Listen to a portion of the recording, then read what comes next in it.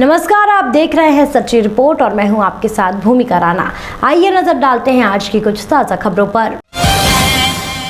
आगरमालवा जिले में प्रसिद्ध मां बगलामुखी मंदिर में दर्शन और विशेष हवन अनुष्ठान के लिए प्रदेश के कृषि मंत्री कमल पटेल ने परिवर्तन की बात को कोरी अफवाह बताया है।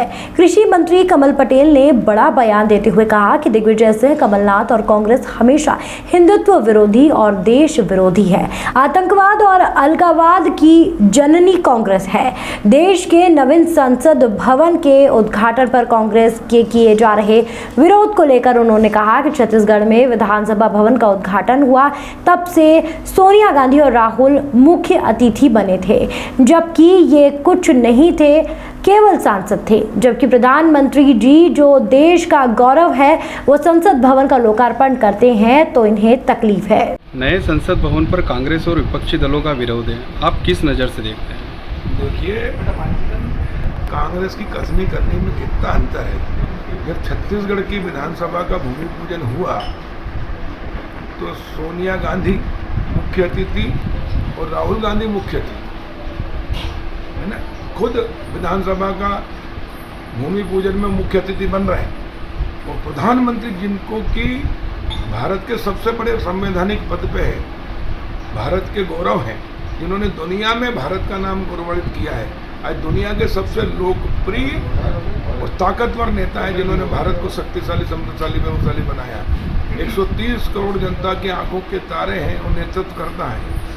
वो अगर लोकसभा का लोकार्पण करते हैं, उसमें अतिथि होते हैं तो उनको तकलीफ होती है और खुद कुछ नहीं है, सिर्फ सांसद है तो मुख्य अतिथि बन सकते हैं। इससे समझ जाना चाहिए जनता को कि कांग्रेस की कथनी करने में कितना अंतर है और मोदी जी से इनको कितनी ईर्ष्या है, तकलीफ है। लोकतंत्र में सबसे बड़ी शक्ति होती है जनता, और जनता के द्वारा चुने हुए जनप्रतिनिधियों बहुमत।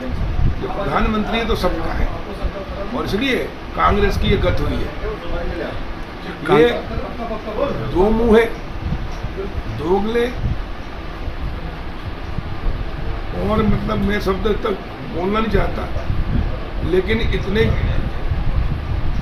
नीचे गिर गए, इनकी सोच इतनी छोटी है, ये इससे स्पष्ट होता है। लेकिन ये कितनी मोदी जी को गाली दें, कितनी ईर्ष्या करें, लेकिन देश की जनता दिलो जान से मोदी जी को चाहती है और लोकतंत्र में जनता सबसे बड़ी है, भगवान है हमारी, और जनता का आशीर्वाद मोदी जी के साथ है, भारतीय जनता पार्टी के साथ है, कमल के फूल के साथ है।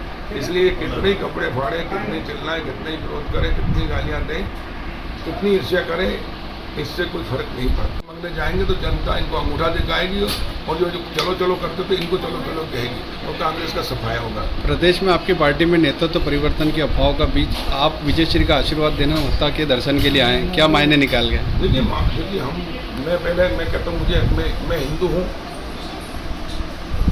मुझे गर्व है अपने हिंदू होने पर और हमारी संस्कृति में देवी देवता उनकी शक्ति है, उनका आशीर्वाद लेना आना ही आए, हमको आते हमेशा ही आते हैं और हम आशीर्वाद लेने आए कि मध्य प्रदेश में किसान, में कृषि मंत्री हूँ, किसानों का उत्थान और प्रधानमंत्री ने जो संकल्प लिया किसान के आगे होना हो वो मध्य प्रदेश में करने में सफल हुए। माँ के आशीर्वाद से, भोलेनाथ के, महाकाल के आशीर्वाद से, माँ नर्मदा के आशीर्वाद से उन्हें इस चुनाव के अंदर भारतीय जनता पार्टी विजय, उसका भी आशीर्वाद हमने लिया है और हम जनता की सेवा कर सकें स्वस्थ रहते हुए, उसके लिए भी आशीर्वाद लिया ताकि हम गांव गरीब किसानों का भला कर सकें। देखिए, कांग्रेस ने क्या दिया, मैंने भला शुरू में 60 साल राज किया, एक शौचालय नहीं बना पाए देश में, किसी गरीब को मकान नहीं दे पाए, कुछ नहीं, और मोदी जी ने 9 साल में वो सब कर दिया। महात्मा गांधी का सपना भी, संकल्प भी भारतीय जनता पार्टी ने पूरा किया।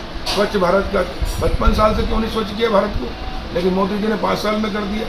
दोनों गरीबों को मकान भी किसने रोका था, कहाँ किसी चाहिए थी। जब 2003 में हमको सरकार मिली तब मात्र 2990 मेगावाट बिजली थी, आज 24-25 हज़ार मेगावाट से ज़्यादा है। पहले आती नहीं थी, अब जाती नहीं थी। दूसरा, सिंचाई 7.5 लाख हेक्टर थी, आज 45 लाख हेक्टर है, 65 लाख 2 साल में कर देंगे। सड़क नाम की चीज़ नहीं थी।